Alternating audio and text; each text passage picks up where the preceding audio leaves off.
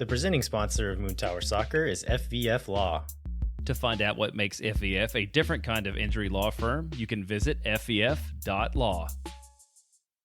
Hello friends, thanks for listening to Moontower Soccer. This week we have a little bit of Austin FC news. We're also going to take a look at who is in preseason camp with Austin FC and what we think that means. And we also have a great interview with Austin FC player Ethan Finlay.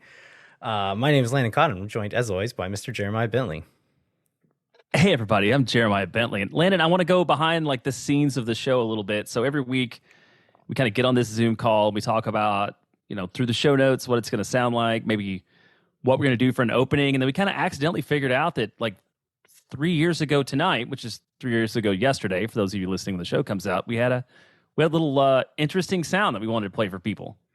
Yeah, so here is what was published in this show feed literally 3 years and a day ago today.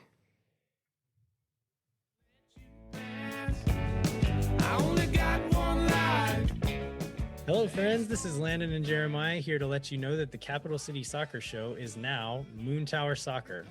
Though the name is changing, the show itself isn't. We'll still be bringing you the best Austin FC content every week, including news, interviews, and analysis. The Moontower Soccer will Jeremiah, how weird does your voice sound to yourself right now? Subscribe or look for the show in a new place. Well, I listen to us at 1.25, so listening to me at 1.0 is just strange. And the song, too, which I know people have talked about. Also, it's just hearing the intro song at normal speed. For those that listen to it usually sped up is a little bit different. So yeah, man, it's been a great 3 years. We should keep doing this. Yeah, and I guess it's been a great more than 3 years, but we did it for soccer. Close to 2 years before that under other names. But yeah, 3 years right now to the name Moontower Soccer, at least, if not the show. But yeah, glad to be doing it with you. Let's keep doing it. Let's do it. And one of these days, like the Butler brothers told us on the thing we were replayed, we'll go through some of the bad names that we rejected for this show if we can find them somewhere before we came up with Moontower Soccer. I'm sure they still exist in a text thread or something. Yeah, well, let's get into the news of the week. So I thought we were both going to be at St. David's Performance Center on Tuesday of last week, but since it was blistering cold, the season opening press conference was canceled. But you got to go on Thursday to see Josh Wolf's first media availability. And did you get to ask the first question since Phil wasn't there? Not the first one. One of the first questions. Yeah. Okay. So what did we learn? I don't know that we did get a few pieces of new information. I think mostly he kind of framed some pieces of information that we already knew, maybe give a little bit of insight onto how he and the team are thinking about or looking at certain pieces of information. I think the biggest new information that we got is one thing is that Guilherme Biru, I guess he said he hopes that he'll be here by the season opener. So maybe won't be, but probably they're hoping to have him here in the next few weeks. I would guess that's due to some type of immigration thing. And then the other thing was a question about the captaincy. And he kind of the question was, just to frame it, the question was pretty straightforward, right? It was is Sebastian Driussi going to be the captain this year? Yeah. I don't remember exactly the wording, but it was not a very it was not a nuanced question, but there was an oddly nuanced response. Yeah, he was a little cagey about it and essentially wanted to say we're not really worrying about that right now. But more or less went out of his way to say, Sebastian Driussi is not necessarily the captain this year. He may be, but he's not necessarily the captain. Yeah, it started with one his typical, everybody on the team's a leader, or there's lots of leaders in this team, and blah blah blah. But I mean, what do you read into that? I mean, my guess is that we're going to get news that somebody else is going to wear the captain's armband this year, because otherwise, why give an answer that way? Yeah, some other person or maybe some other people, because I think there are teams that have multiple captains and different guys will wear it. So, yeah, I mean, I think the two ways you could read it is that there's definitely someone else that they want to wear it this year, or that they're telling Driussi, you need to earn this year. Like, we're not just going to give it to you again. And maybe trying to motivate him or something to earn that captaincy back. Either way, like I'm fine with either of those options, right? Like Drusy doesn't like talking to the media. He was the other person to come out during this immediate media availability. Didn't do it much last year when he was the captain, which is like one of the duties of a captain. And so I'm not so sure that he would be that upset to not be the captain. Maybe that's not true, but if having to talk to the media more is what is expected of him out of that, then maybe he doesn't want to do it. Yeah, it doesn't seem like something that he's passionate about at all. And we'll get into his comments on it maybe a minute. Or we can now. I mean, it was like his remarks were, I think, 6 minutes long total. I went back and watched them again today. He answered 3 or 4 questions. They were all very superficial. The note I wrote in the thing is he looked very cold, like he was shivering while he was waiting to take questions. Yeah, right. I guess everybody was very cold, but he looked particularly uncomfortable. And then, I mean, I feel like the answer that he spent the most time on was like a question that somebody had about what Messi meant to MLS. That was like the last question of the press conference. Yeah, and he didn't not answer questions, but he didn't give like a ton of insight into anything, and that we've kind of come to expect that from him. There's this game I used to play on my phone, like on flights and stuff. I think it was called Moontower Soccer, and it's just like this goofy little soccer game. It's like a great way to pass time if you're just sitting around on your phone. And one of the little mini games in between games would be like a little press conference after the game. And it was essentially like different like cliched phrases would pop up on the screen in a certain order. And you had to remember the order of them to be able to get like the extra points or the extra rest point, whatever you got for it. And that's how I like to think of a lot of players when they do media availability is like, okay, here's your list of 10 cliches, say them in a certain order, and you win points for that. And just jump from one to one to one. Yeah, did a little bit of what it sounded like that he had to say. So I think it seems like you're right that it's not a things he loves. He's probably okay. There's other than the guy that we're having an interview with later, like that seems very common for Austin FC in general. Like nobody seems to really want to be like a quote machine or anything, which is fine, right? That's not their job. You know, their job is to play soccer. A couple other notes I had. I mean, we knew this, but there's like still only, I think Josh said there are 14 field players on the first team and talked about how many. Well, this is the answer to your question. In some way, it was the answer to your question was like how many FC2 players are they having to involve in training just in order to like field a squad? It was your second question, which Cam told you couldn't. That wasn't what my question was going to be, but it's the question that I wasn't able to ask, but Josh answered a different one. And so what I was going to ask is how many of these second team players do you realistically see making the first team squad, like getting a first team contract? That's what I wanted to ask. But what he told us is that, there are 6 to 8 Austin FC2 players. We're going to get into players that we've seen in camp with the first team, be it through social media or other means. And there are more of them than that who are around. But I think there's probably a handful who are actually being looked at as like running with the second 11 or like either auditioning for a first team role or you're good enough, you'll step in here. Yeah. I guess the other thing was there at least a couple questions about the relationship between Wolf and Burrell. And I don't know that he really provided any insight into that other than the fact that Rodolfo Burrell is very active. And I feel like more active than Claudio Reyna was, but maybe nobody asked about Claudio. But he had a couple answers about, says Rodo's lived in the space for 30-something years as a coach, director of coaching, an assistant coach, and a sporting director. He's coming in, doing work, said he's a doer, he's active, he's in our training sessions, he's watching, he's in the coaches' rooms. He's a great resource, looks to us for ideas. So I guess this is probably more of what we expected out of this relationship when it was formed. But do you have any like additional thoughts or insight on any of Josh's answers about his relationship with Burrell? No, I mean, I think he did explicitly say that Burrell is out at trainings regularly, which was something that we kind of assumed might happen, but weren't sure if it would. Another thing is that questions about the roster build or like signing players, Wolf was very much like, that's not my department anymore. That's Rodolfo Burrell's job. And not in like it didn't feel like in a pointed way necessarily like aimed at Burrell or at himself or anything. It was just like, that's his job. I'm going to let him do his job. My job is coaching the players we have here.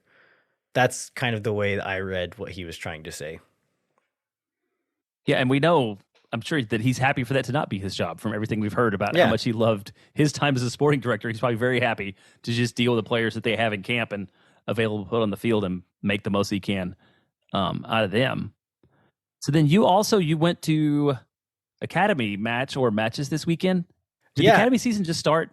I believe so. They may have had something at some point, but the first game on the MLS Next schedule online was this last weekend, and they played FC Dallas. And so I definitely want to try to make it out to that. So I saw all of the U17 game and then a bit of the U15s.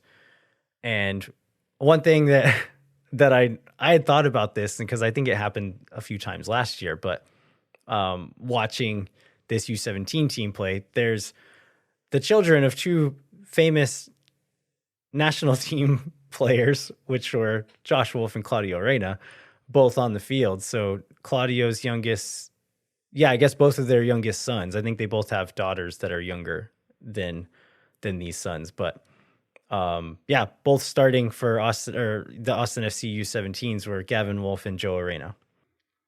And how do they look? They're good. I mean, I always am shocked at, like, I've said this on the show before, but the little Wolf is huge. He's so big, so much bigger.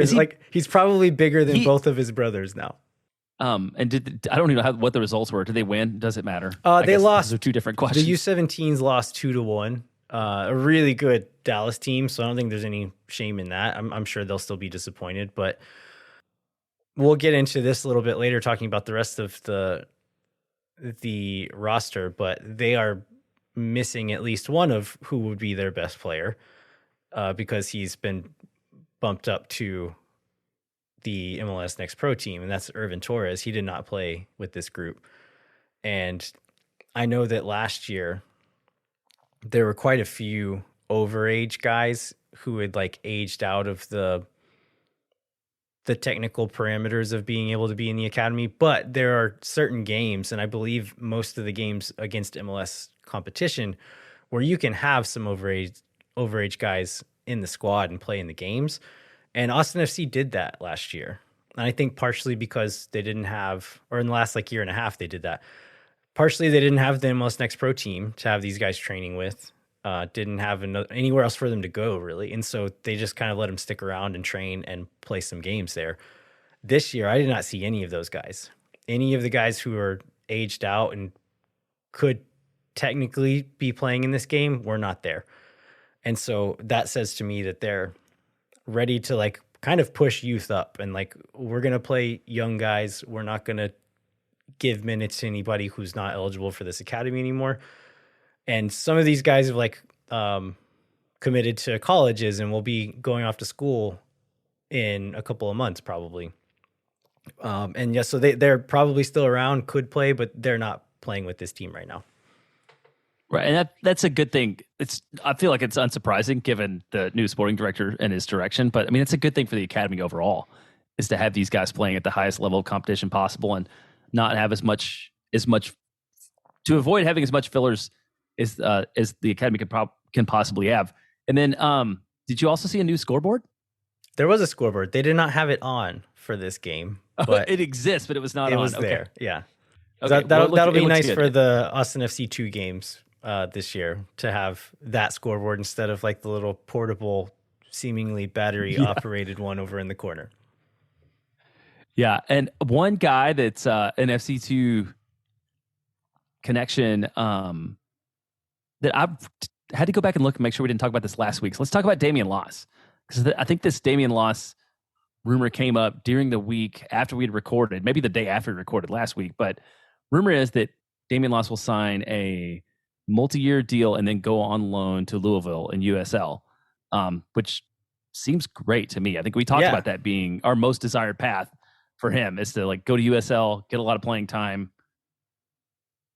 be patient about getting playing time in Austin. And it seems like maybe that's the case.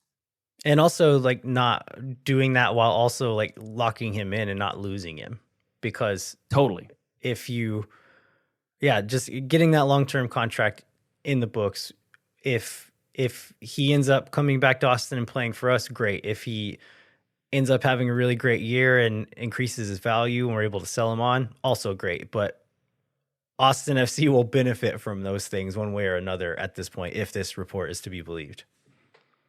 Yeah, because we believe that Austin has like 4 or 5 goalkeepers sitting around between the first team and second team. We'll get into this in a second when we talk through the roster, but it's a lot. It's a lot. Okay, well, I guess you want to go ahead and do that? You want to talk through the roster and sort of the pieces that we've gathered from various sources, social media reports, and things like that, and maybe sort of like what we've observed about what it's going to look like? Should we take a break first?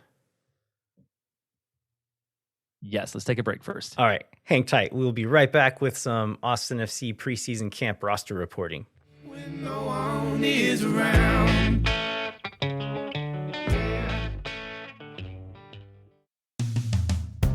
Moontower Soccer is brought to you by our friends at FVF Law, the official injury lawyers of Austin FC. FVF is a different kind of personal injury law firm dedicated to community, transparency, and client education. And every time I check their Instagram page, there's some other nonprofit they were supporting. So I think today it was HAM, the Health Alliance for Austin Musicians, which is a great nonprofit. So like these, in addition to being great lawyers and wonderful people, they're also great supporters of Austin as a whole. You can go to FVF.law to find out what makes FVF a different kind of injury law firm and why understanding your legal options can dramatically change the outcome of a case. Once again, that's FVF.law. Amplify Credit Union is a member-owned financial cooperative that served the needs of Central Texans for over 5 decades. Amplify's team lives and works in the community, making them the experts on how members can achieve their financial goals. What makes Amplify different? No bank fees. Amplify is the first financial institution in Texas to put an end to bank fees. In 2022, Americans paid almost $8 billion in overdraft fees alone. Millennials pay an average of $336 a year in bank fees, which works out to 6 Austin FC game tickets per person per year. You'll pay none of these bank fees with Amplify Credit Union. Amplify membership is open to any Texas resident. Learn to trust your bank again at Amplify Credit Union. To learn more, go to www.goamplify.com/moontower. Our premier sponsor, McGuire Woods Consulting, helps companies and nonprofits and podcasts, not navigate the political process, but helps them do things at the Texas Capitol, at the city, and the national level through lobbying, communication strategies, and general advocacy. With offices across the country and in 10 MLS cities, including Austin, Houston, and Dallas, McGuire Woods Consulting is solidly verde and black. Learn more about our friends at McGuire Woods Consulting at mwcllc.com.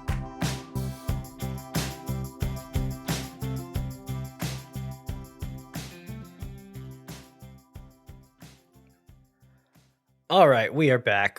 We are going to jump into what the Austin FC preseason camp roster looks like.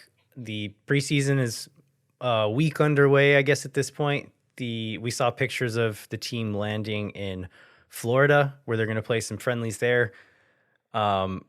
We've been able to kind of piece together who's there based on what we've seen in social media stuff, what we've seen during media availability, what we saw just players walking around during the academy game when I was out there the other day, and maybe some other places that we won't talk about. But we have a decent idea of who's there right now, and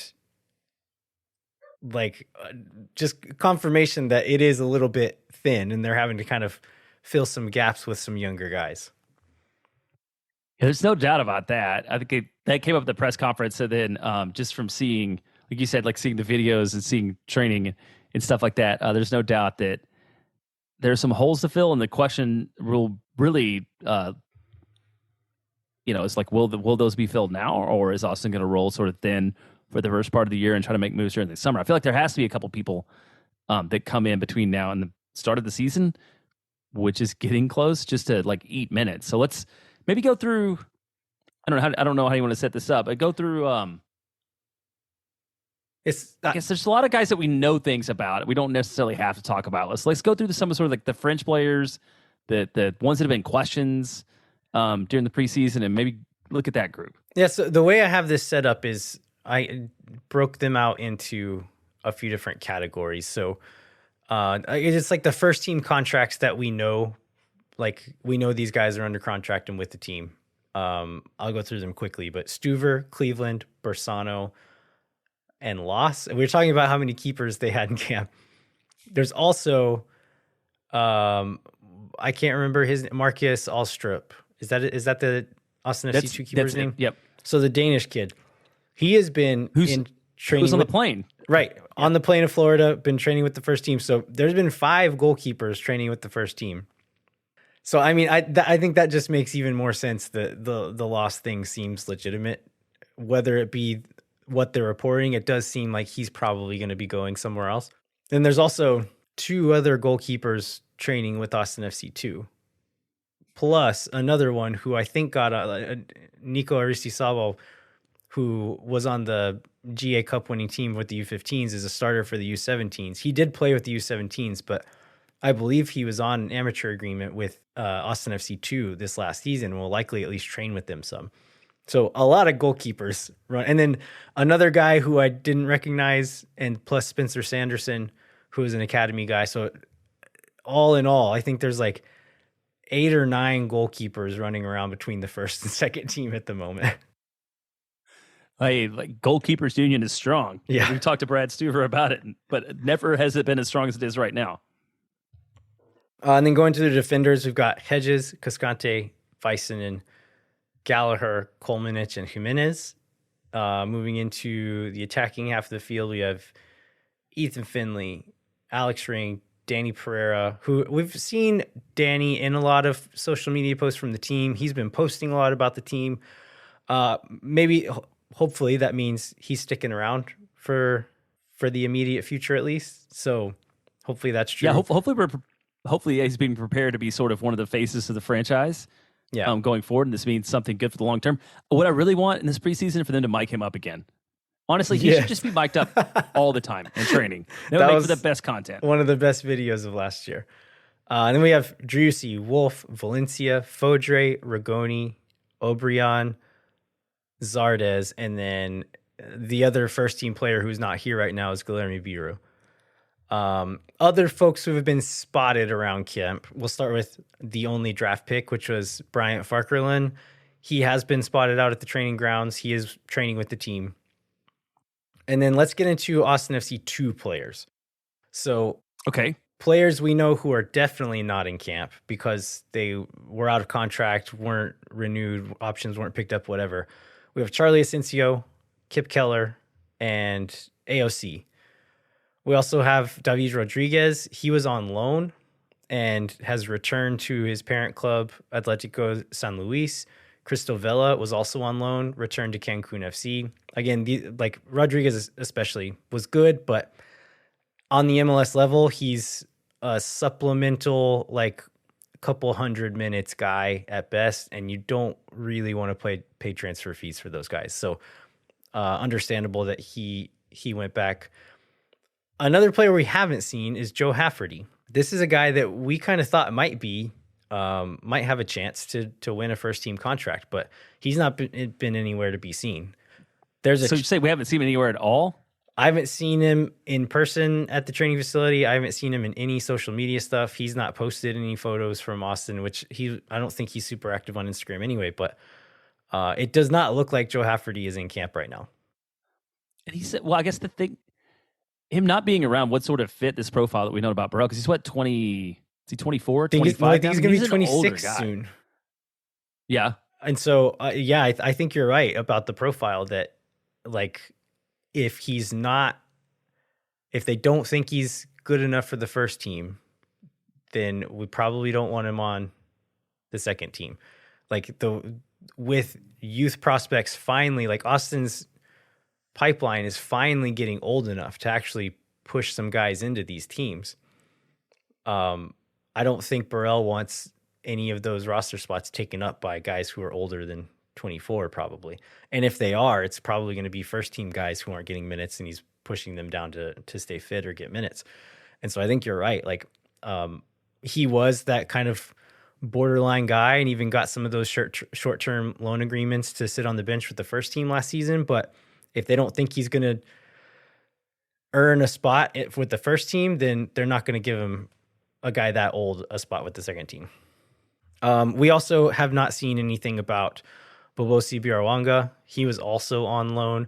I was looking at his Instagram, and there's photos from as recently as a week ago that appears to be him back home in Uganda.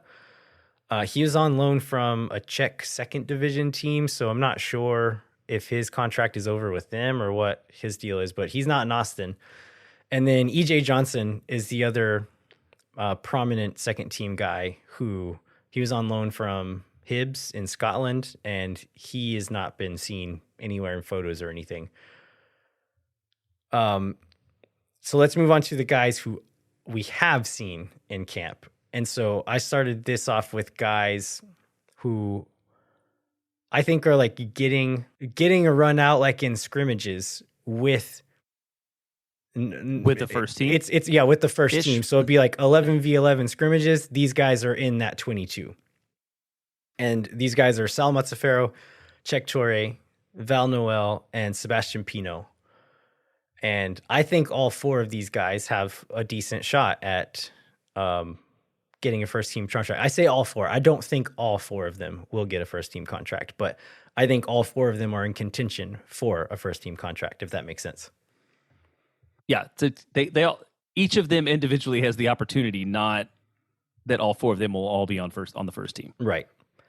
And then other significant minute players for Austin FC 2 last year that we've seen in camp are Alonso Ramirez, Steve Louis-Jean, Anthony Deanda, Brian Arellano, Micah Burton.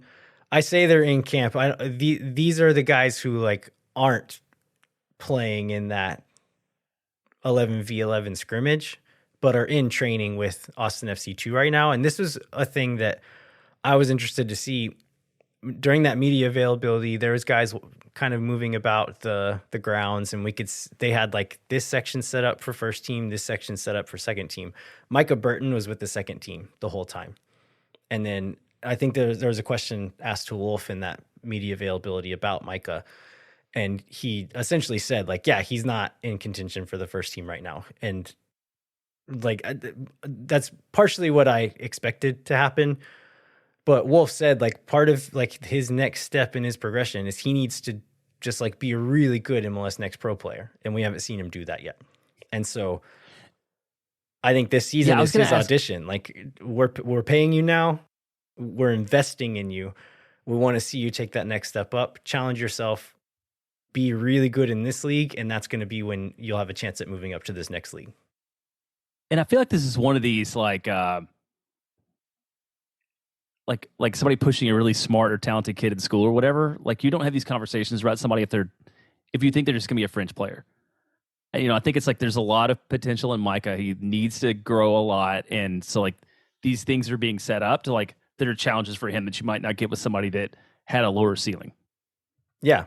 Yeah, absolutely. And he also mentioned like the physical aspect of it, which I think is something I mentioned on the show last week, that he's not quite there yet. And we compared him and Owen Wolf. Like, I watched Owen play with the U17s that last year he was eligible, and he just looked bored out there.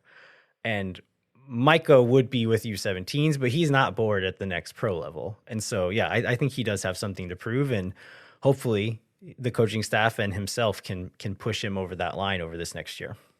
Some of the, I guess we'll call them like newcomers that are in the mix here. Irvin Torres, and I mentioned before, he did not play with the U17s the other day, so he is firmly in camp with the second team. Marcus Alstrup, the Danish goalkeeper, 19 years old. He's been training with the first team, which to me reads as like he's probably the starter for the time being for the second team. We have Spencer Sanderson, who's an academy goalkeeper who he's committed to Virginia, so he may leave soon. And then we've seen Christopher Garcia around the training ground. He's the Austin FC 2 players on loan from El Paso. And then there's one player that we've seen in some photos, and I saw him out at the immediate availability, who is kind of like the mystery boy of preseason. Seems to be moving about the Austin FC 2 circles, but not sure who he is. Oh, and there's another goalkeeper as well, who we saw training with Austin FC 2 that I did not recognize, and I don't believe has ever been in this group before.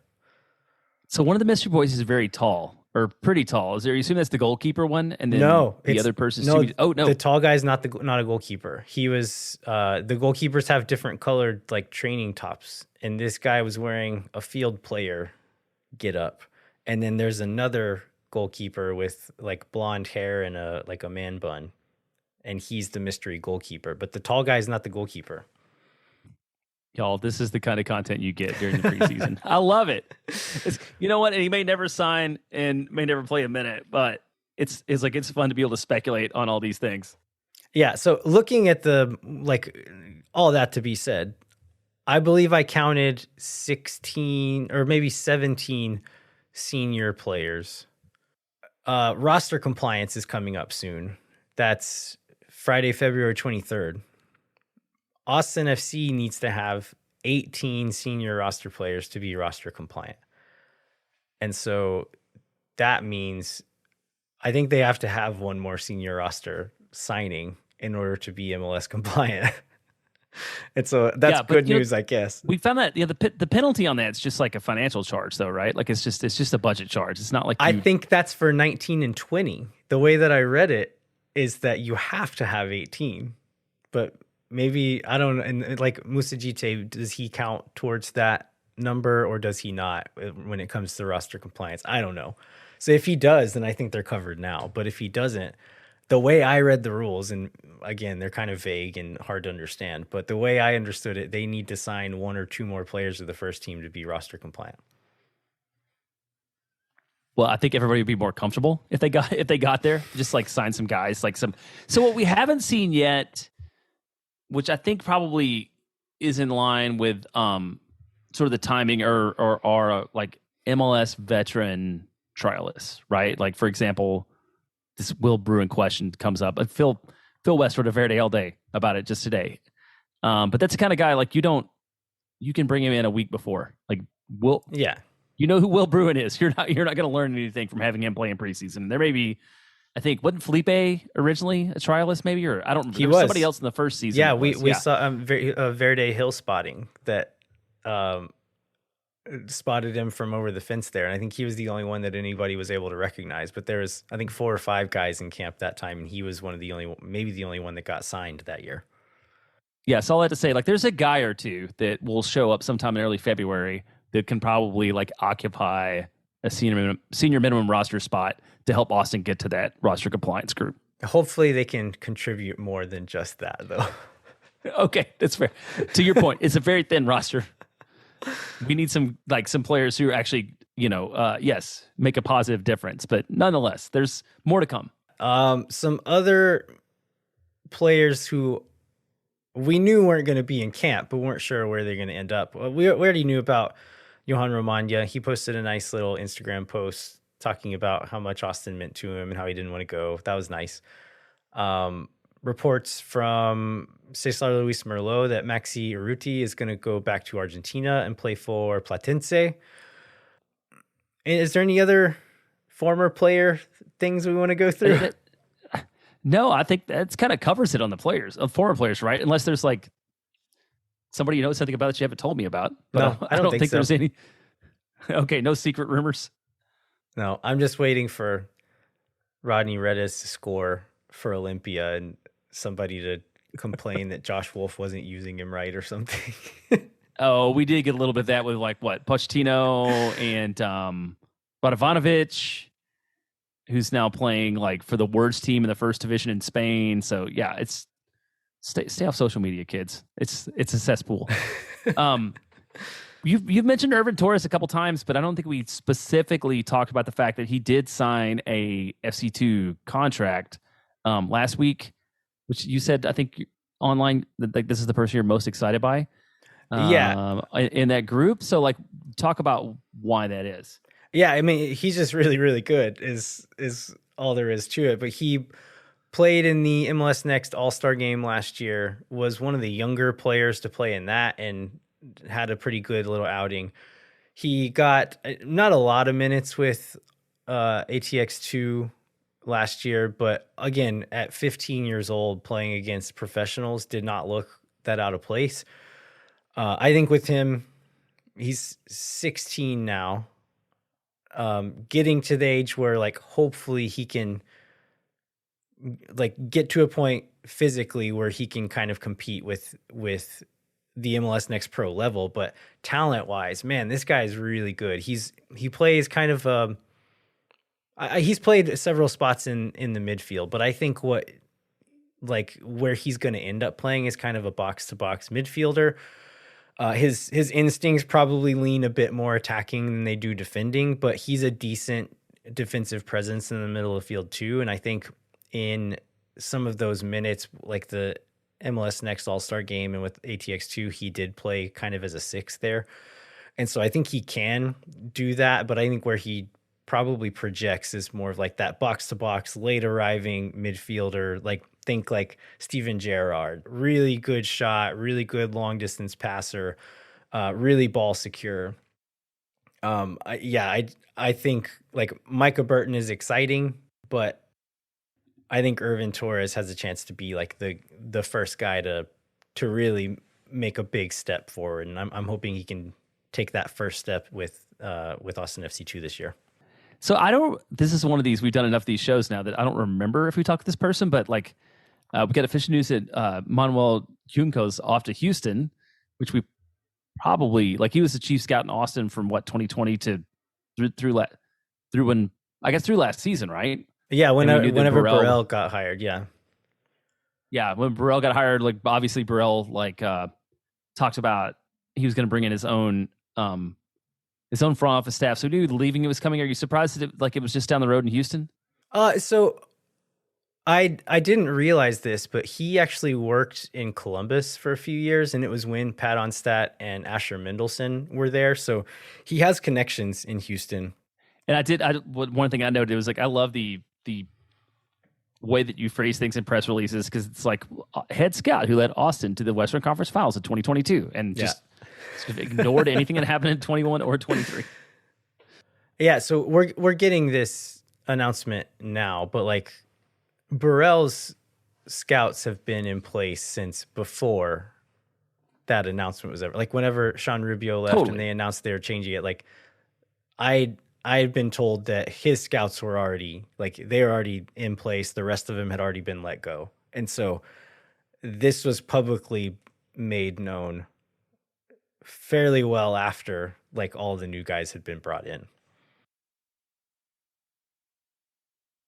Yeah. Well, I think we've hit on all the news that we should probably hit on. Do you want to let's talk to Ethan Finlay? Yeah, let's go back get to into the past, that. Man, a few days ago and talk to Ethan Finlay and set it up. Like I love the guy, and I could have talked to him for like hours. Yeah, I really enjoyed this one. A thoughtful guy will give an honest answer, like wants to give a good answer. We talked a little trash about players talking to the media earlier on in the show. Ethan's not one of those guys.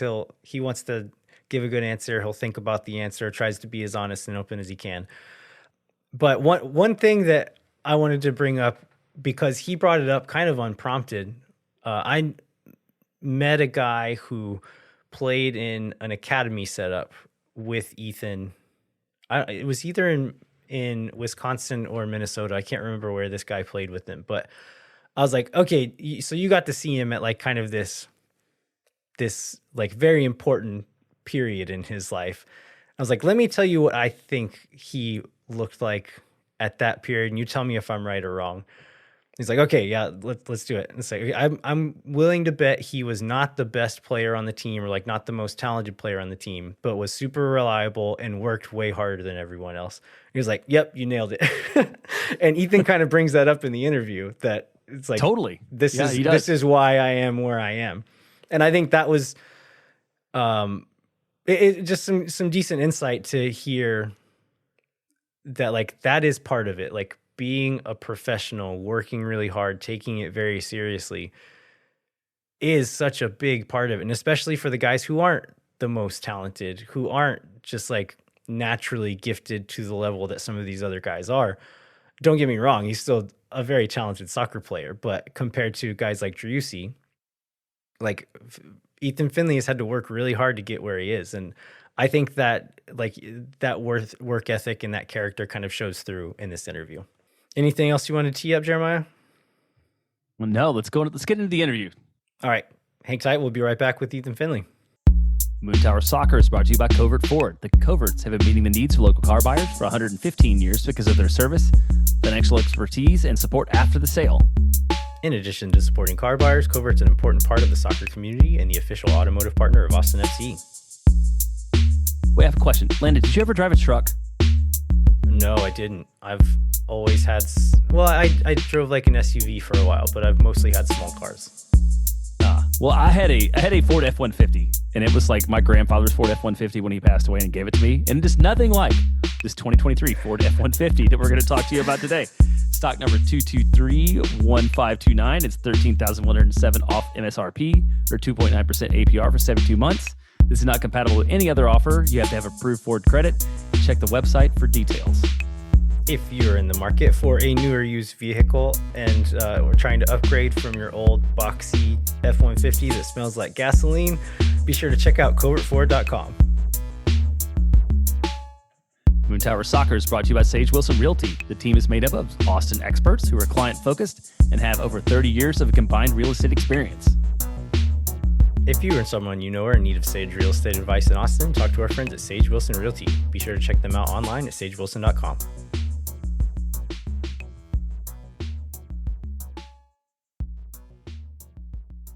All right, we are pleased to be joined by Austin FC midfielder, forward. What do you consider yourself, Ethan? It's Ethan Finlay. Yeah, I'm a soccer player. How about that? Yeah, it sounds good. I was just watching. I was trying to find some nuggets of information about you, and I watched the Behind the Wheel series that you did with Hector. Wow, you went way back in the archive there. It was just last year, right? Well, it feels that way. I don't know. And I thought it was funny, that pairing of people, because I don't think you'll take offense to this, but I think you and Hector have big dad energy. And we do have kids, so I don't know. I won't take any offense to it. And Jon does not have kids, but I would say he also has big dad energy. Do you think he's like an honorary dad, just as far as? I would say so. I think he finds himself asking us questions about like what's going on. In fact, we were, going through some of this off-season training, and we were exhausted after one day. And Hector said he was at soccer shots or something with his son, and I was out at a park with my daughter, like playing. He's like, "Fellas, I haven't even gotten off the couch all afternoon. I'm exhausted." So he'll ask us about stuff, but he's a good guy. We keep him in our group, and he does have a little bit of dad energy, that's for sure. So you've been in Austin just over 2 years now, I think, right? And yeah. As you said, you have one kid or two kids now? I have two. We have a daughter and a son. 2 years is enough time to kind of settle in a little bit. Do you guys have any like favorite things that you guys like to do around town, or that are Austin specific things?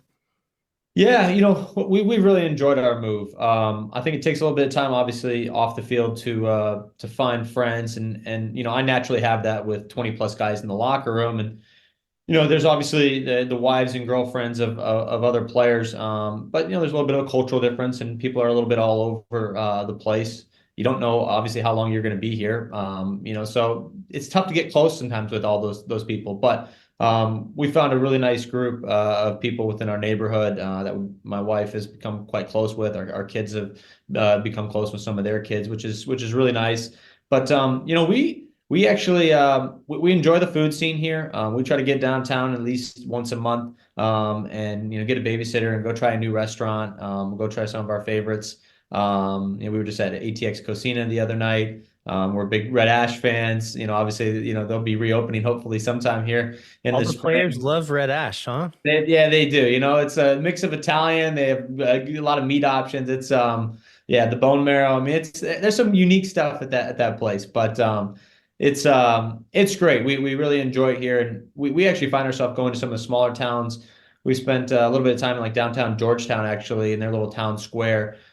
Just kind of slow it down. I'm obviously from the Midwest, and so is my wife. It kind of reminds us of like small town Wisconsin and small town Minnesota vibes, and so and we've really tried to find like little pockets of areas that we like to try to go explore and spend time. Going back to those beginnings, I guess you kind of came up through like the what is now becoming less and less common way of coming into MLS, which is going through kind of college, getting drafted and coming through. That still happens, but it's less and less now. As you are coming into the league, like who are some of the mentors that kind of helped you along in those early days? Mm. Yeah, so I got drafted to Columbus, and right away, they had a guy there who had, well, I think he was maybe only 26 or 27 at the time, but it was Eddie Gavin. I think he had maybe 10 years already in the league.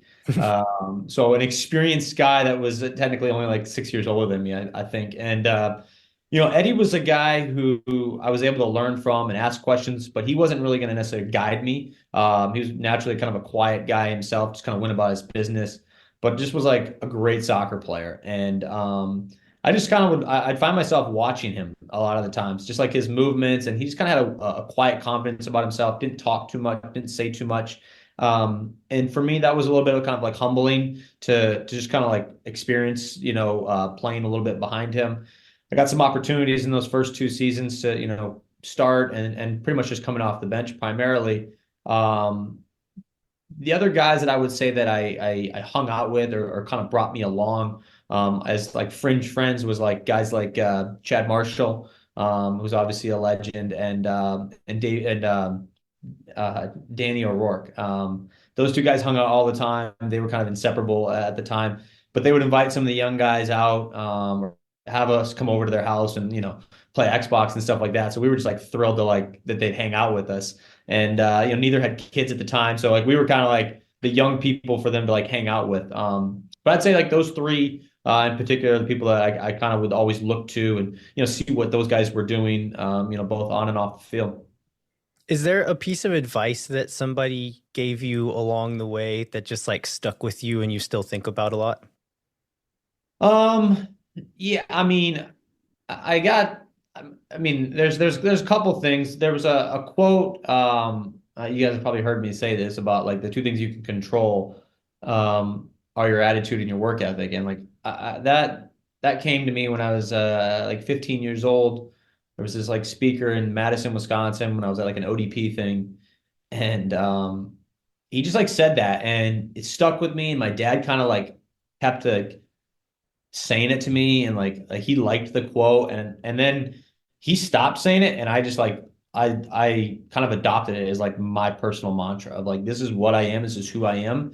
And I've kind of lived by that. I mean, I've always said like I don't think I've ever been the most talented player on any team that I've ever played on. Some people would say that that's not necessarily true, at least in the younger years. But like that's just how I felt. Like I just would just outwork you. I would tire you down a little bit. That was kind of my game. And over time, I think I've developed more technical ability and obviously experienced that at a higher level and been able to do it at a pretty high level for quite a long time. But I don't know, that's like the one thing that I've really just lived my whole life by. And that goes like the whatever I'm going to do it 100%. And I'm going to like try to give it like my best effort. And like, I don't know, I personally think anytime you come into something with like a really positive mindset or just like, it doesn't have to be overly positive, but even just like non-negative, like, oh, this isn't going to go well. I'm going to do it, but it's not going to go well. Like, it's just not a good place to start. And so for me, I've always been like, hey, new season, here we go, right? Who gives a crap like where we were last year? That was last year.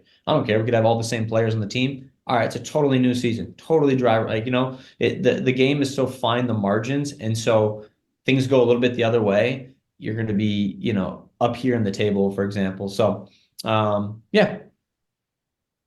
So at some point you're played for a while. You got exposed to or decided to get involved with the MLSPA. Like, was there Was there a motivation or trigger where you decided to go from being like sort of just a player to like a player advocate?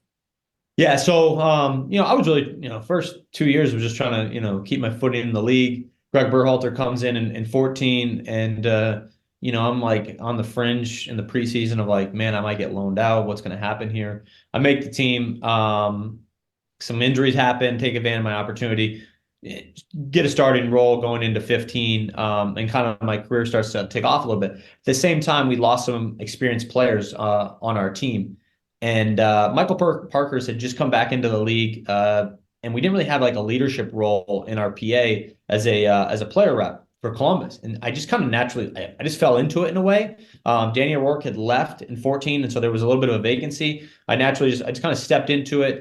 I was fascinated first and foremost why my situation was what it was, right? Like why was I on, a 1+1+1, and then like, what is per diem and what are these like little like nuances that are within the CBA? So like, I just kind of found myself somewhat interested in it. And went to some of the meetings there in like 14 and 15, became the rep, held on to it, and had some older guys around me like Michael Parkhurst, Tyson Wall, who kind of like were secondary guys, but I technically had the voting role on our team for those couple of years that I was there. Yeah, that's Well, Landon's smiling because he's probably read the CBA more than any like normal human should. There's probably a whole show y'all could do off that. Yeah, I just have actually I'll reread like just portions of it. Like something will come up in the league and I'll just like kind of deep dive into it a little bit. I mean, it's there's a lot of lawyer language, right? As you can attest to it. There's a lot of lawyer language, and you kind of have to find your way through it. Go through a couple tables, flip through some pages and whatnot. But I mean, it's interesting, right? It's the document that essentially controls this league and the day-to-day operations, right? Now, I usually read it to try to understand roster rules, which they're explained there better than they are on the MLS website. But all that said, it hasn't been updated yet, just so you guys know. I just checked the other day. They still have the 2023, but neither here nor there. All right. Yeah, if you ever want to roll as a CBA consultant for an Austin FC podcast, then we have a spot for you. Yeah. So you've moved up, so now you're on the executive board of MLSPA. It's like what's the difference there, and like what extra responsibility, and then like what extra time commitment is that? Yeah, so I'll give you a little idea of the framework. So our player reps would vote on our executive board. Unlike some other players associations, for example, the NBA PA, they have an actual president, a vice president, and those roles are kind of dictated differently. At the executive board level, we all have essentially an equal vote. So we currently have 9 members. We've expanded that. When I originally joined, we actually had 5, and then we quickly moved to 7. We just thought we needed more to have better representation of the size of our player pool, and it continued to grow. And so, if there's a vote, it could be 5-4. Even if, it's a 5-4, it doesn't necessarily mean it's going to pass. We try to use our best discretion on, okay, if this is something that we need to do. But I would say the executive board we manage the day-to-day or help manage the day-to-day operations. We have the responsibility of, taking a look at the staff at the end of the year, doing quarterly, financials, making sure that our PA is in a good financial situation. Anything that had to be voted on from a CBA standpoint, that is a separate thing. We create a bargaining committee, which would have a player rep from each team. The executive board can't necessarily pass a CBA, for example, without the player pool being involved, right? And those reps really have the control. And the reps are representing, the 28 plus players on each team. It's a little bit obviously of a little bit more that we're being asked as on the executive board. But it's not, it's for me, I've always encouraged players to do it because it's not too much. We have the privilege of being able to play soccer and do what we do. And we have a lot of flexibility in our hours. And, the hardest part is, you get guys on the West Coast and the East Coast, and okay, 5 p.m. or is that East Coast, West Coast time? Because, that might it's afternoon or it's evening for guys. And so that's probably the toughest part about it, is making sure we can all get on the same page. But we do the same thing. We record our Zoom meetings. And so if you miss one, you can jump on it, and then we'll follow up via email and whatnot on what we're going to be doing. How much is the average player like informed or engaged with what the MLSPA is doing?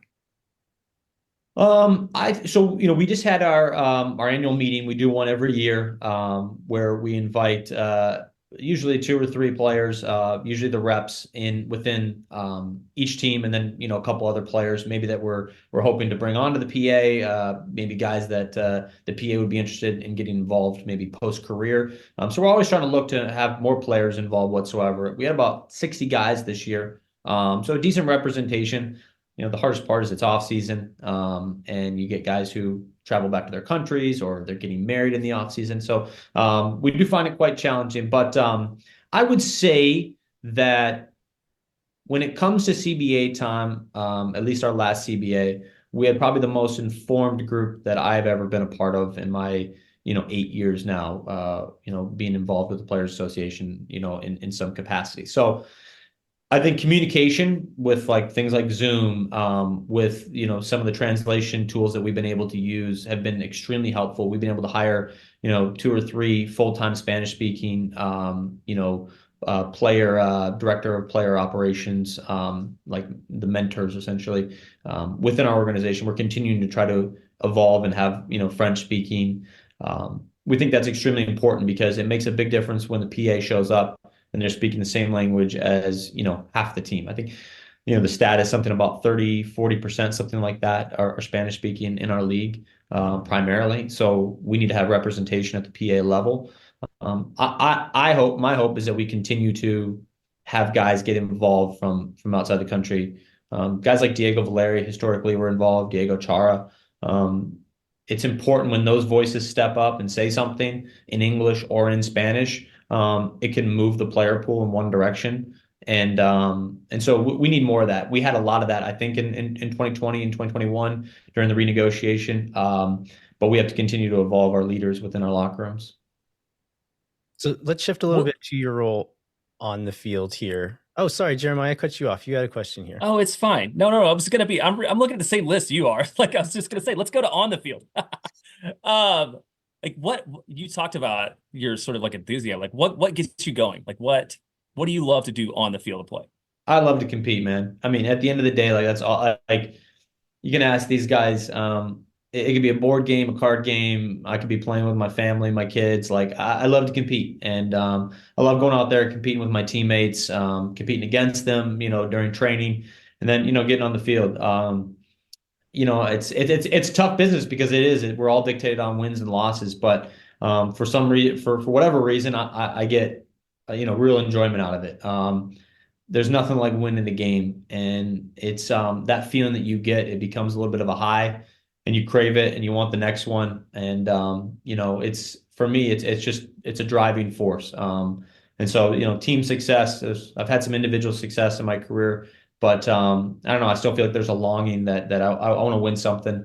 I want to be part of a winning culture. I just think that's such a unique thing when you can get a group of people together, all going in the right direction to do something special throughout a season, throughout a tournament, whatever it might look like. I think that's unique, and I want to be a part of that. So talking about on the field stuff, if you remove like scoring a goal or getting an assist or winning a game, like what is the thing that like brings you joy to do on the soccer field? Like an example would be like for me when I'm playing in my 6th division co-ed rec league, Yeah. if I on the receiving end of a 1-2 and I can play like a really nicely weighted pass around a defender into the path of a player, like that's one of the most satisfying things that I ever do. And I do it like once a year and it feels great. What is like a moment like that for you on the field? To me, I think it's like it's you're not going to probably believe this, but it's kind of more on the defensive side. I love the idea of like working with like my right back and like shutting down like an opposing side, right? Like I kind of take that as a real challenge. Like when you're like forced back as like a winger, and I think our wingers primarily, we defend more than a lot of other wingers, I think, in the league. And we're kind of forced to do so.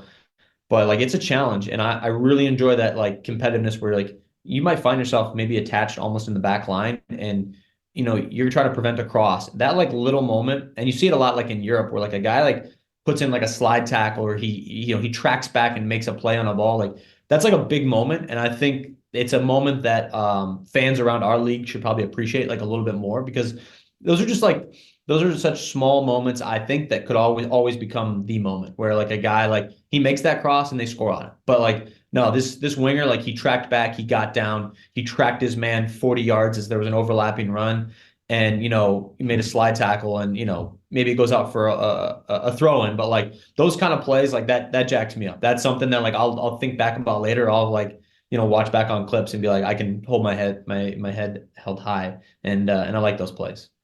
There's some attacking players you can tell don't care that much about defending, but Yeah. I really enjoy watching. I mean, you and Jossie are guys who play in the attacking half, but watching you like in the press, I can tell both of you, and not just you two, but you two are good examples of guys who like you can tell are studying the defensive side of the game as well, like checking cover shadows in the press and things like that. Like not every player does that kind of stuff. So I think it's cool and like a good example for other players to see attacking players care about the defending part of the game.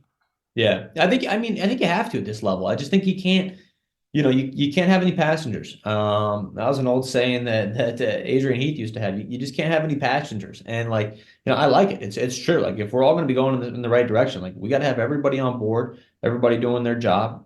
So yeah, I don't know. I like the defensive side of the ball, and that's maybe strange coming out of an attacking guy's mouth, but 1-0.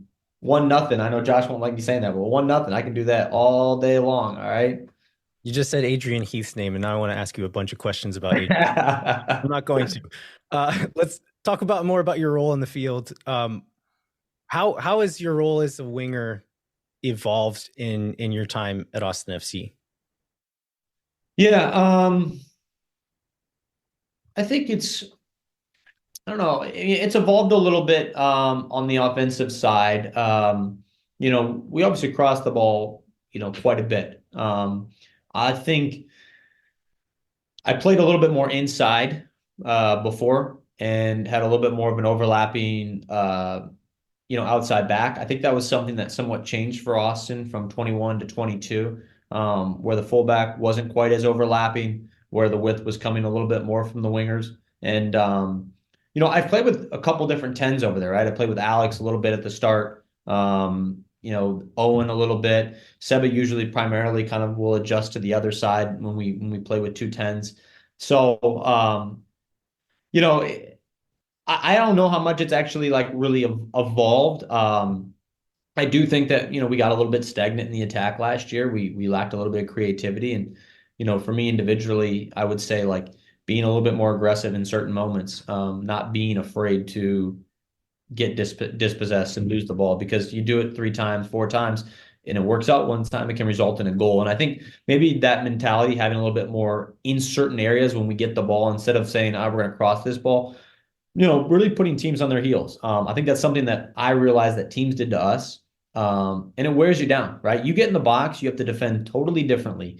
To me, this is something that we have to be thinking a little bit more of, going forward. And we'll see. I think obviously, a guy like Nick Lima, I played quite a bit with as right back. Obviously, he's not here anymore. So we'll see how that, the relationships on the right hand side evolve. We'll see who's playing there, obviously. So I'm excited about it. I think there's a lot of different possibilities, and we have a lot of versatility on this team. I think you'll probably hear that all preseason. Like there's a lot of versatility with several players, and so I'm excited. I think guys could be plugged in different spots, and I don't think too much of it as like, hey, this guy has to play this spot. I think that we have the ability to be able to move around and change things up, and have a little bit of variation. The MLS season is very long, and going out of a long season, a difficult one or a fun one.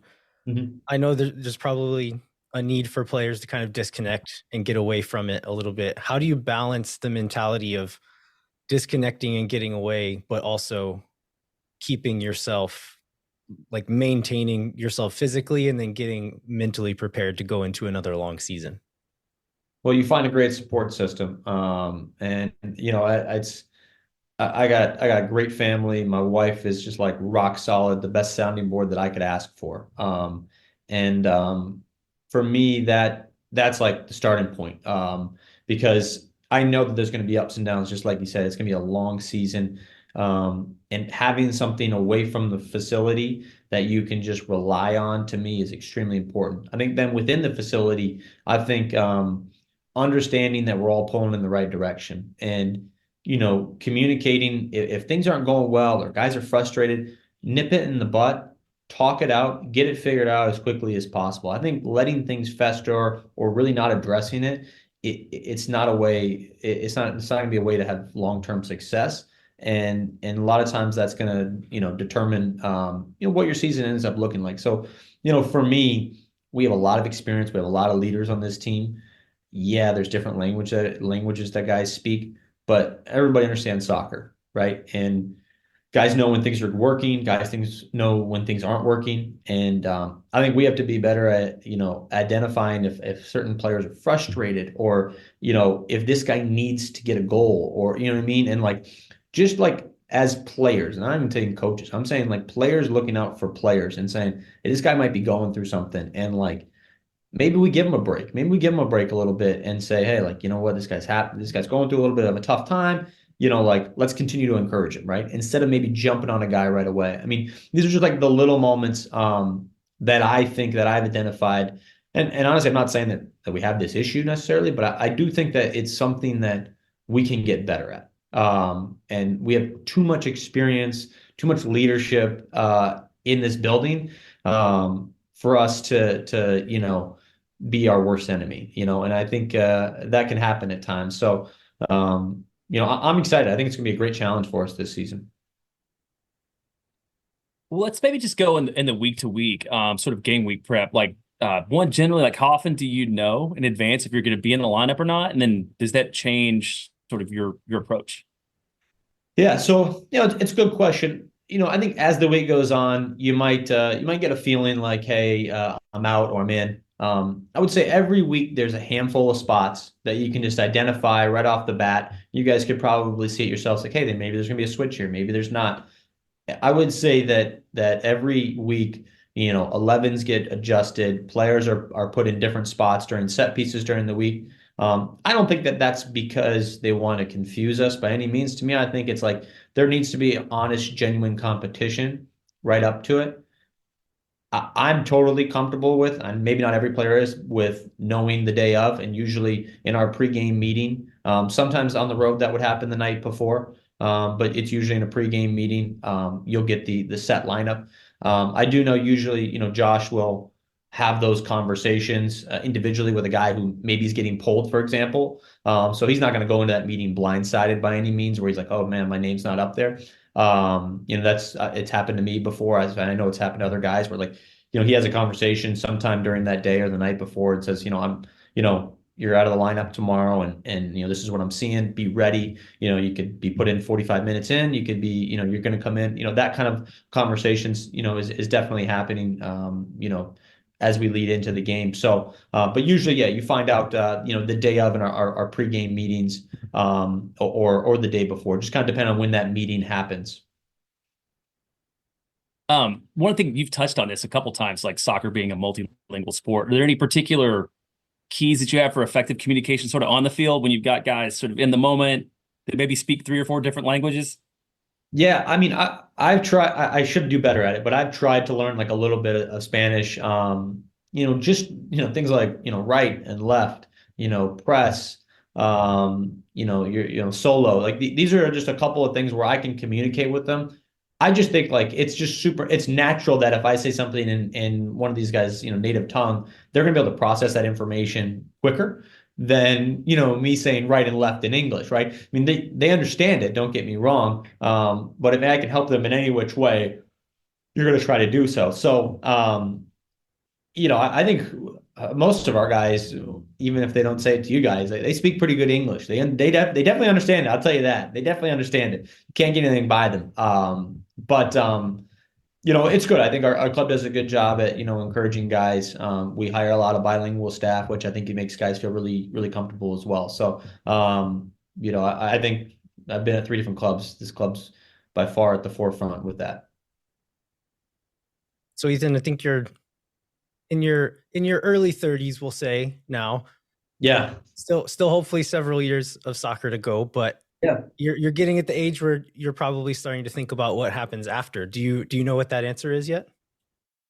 Yeah, I don't know what that answer is. I've always approached every season, and I'll continue to do so. And I'm never going to go into a season and say it's my last season. And I just don't think that's any way to play sport in general. I think you might find out sometime during the year that hey, like this is probably it. But I feel extremely healthy, and I think when I had my ACL in 2018, I had a lot of doubts. I was like, man, like, that sets a lot of guys back. But the way I've been able to recover and come back and physically take care of my body, one of the reasons I came here was because of the medical staff here. I mean, without a doubt, starting with Dave Tenney, going down to guys like Tosh, like we have an incredible medical team. And for a player who's gone through, some injuries, I thought that was extremely important to have a people around, great resources that are going to take care of me. And obviously the resources that we have in this building are second to none. So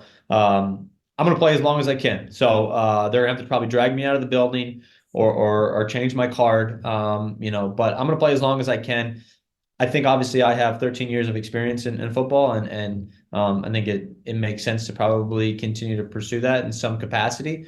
Whether that be front office, whether that be coaching, we'll see. And that being said, I'm very open to doing something outside of that. I've thrown around getting my MBA in the last few years. And so I'm very open to whatever comes. But right now I'm 100% in, and I plan on playing at least 2 or 3 more years for sure. So we're done with all of our serious questions. I think Jeremiah has a few silly questions for you. Yeah, and I'll be really quick because I see the running meteor time on the Zoom. Yeah, there you go. So we have a group of friends of ours that we call Handsome Boys Modeling Football Club, which mostly involves people who talk about the boys. So we've got a couple quick questions from this group for you. One is, do the dads on the team do group play dates during the season? Like, can we find y'all in a park together? Not necessarily group play dates, but I would say that the guys who have kids are all invited to the kids' birthday party. So like you could have a 6-year-old and you're getting invited. You got a kid, you're getting invited to that birthday party. So a lot of the birthday parties, we all get all the kids together. Cool. How about pregame locker room music? Who's in charge? And if it isn't you, what's your favorite type of music and what would you play? It's definitely not me. I'm not your music guy by any means. It's probably Pepe. Hector Jimenez will get in there every once in a while, but probably those two. My music, I don't know. My wife has got Taylor Swift going on all the time at the house. I'm a big like Mumford and Sons, kind of Lumineers. That's my vibe. Oh, so we've got a partner show called Moontower Soccer, and Steph Cognola is one of the hosts of that, and y'all share a birthday. And I believe I think Steph's husband tweeted at y'all last year. So do you have any like birthday twin advice that we could pass along to Steph? Well, you're a Leo, and so I think Leos are quite special, which I think all Leos think that they are. So I am too. Absolutely. Yeah, well, so I like where this is going, Ethan. There you go. Right. So, I mean, just embrace it. You're a natural leader, even if someone tries to get in your way. Just keep pushing through. All right. And then the last one I have is, have you had any like interesting or funny fan interactions like since you've been here in Austin? Well, I had God, I don't know the guy's name necessarily, but he brought like a poster to like a signing and said he was wrong about Ethan Finlay or something. Oh yeah, I remember that guy. I'm not actually sure what he said. I think maybe he just doubted me in some capacity, which is fine. That's a long line, those doubters. I encourage them. I need them. Honestly, more than the people that believe in me. So it's I thought that was funny, funny for him to kind of come full circle on that. So I always enjoy that. We got great passionate fans here. That's the one thing I'll say. I've talked about, when you guys were first jumping on here, like it's cool that you guys are doing this, right? Like not every club has that kind of a culture. We need more of it. It's good for our sport. It's good for our club and our community. All right. Well, Ethan, thanks so much for taking the time to do this. I know you'll have a lot going on now in preseason, getting ready to leave town as well. So we really appreciate you guys taking the time to do this. Yeah. Thanks, Landon. Thanks, Jeremiah. All right. All right. Have a good one. Thanks, man.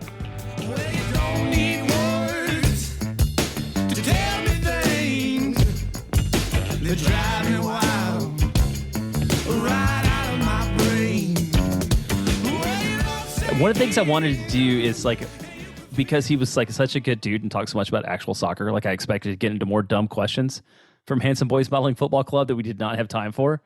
But I appreciate everything he had to say, and I think one of the things that people had a lot of interest in that he was super open about was like his talk about the MLSPA and what it does. And I don't know that I expected him to go there, but like it's just sort of like a testament to like how thoughtful, intentional, and hardworking he is in every aspect of his life, that he would just naturally be like, yeah, I'm going to get involved in the leadership of the players union, and like his third year in the league or something like that. After talking to Ethan Finlay, you're like, yeah, that seems totally on brand for him. Yeah. All right. Well, before we wrap up, we'd like to remind you to rate, review, and subscribe wherever you get your podcasts. Come find us on the internet at LVHero87, at JBentley_ATX on Twitter, and then at Moontower Soccer on Twitter, Instagram, and YouTube. And then check out the Patreon, check out Phil West Substack, verdeallday.substack.com/Moontower. And then I think that's all. Thanks so much for listening. We will be back next week with the latest in Austin FC news. And then we're going to be joined by longtime Austin FC reporter Michelle Sanchez. So looking forward to that. Until then, I'm Landon Cottom. I'm Jeremiah Bentley. We'll catch you next time. When no one is around.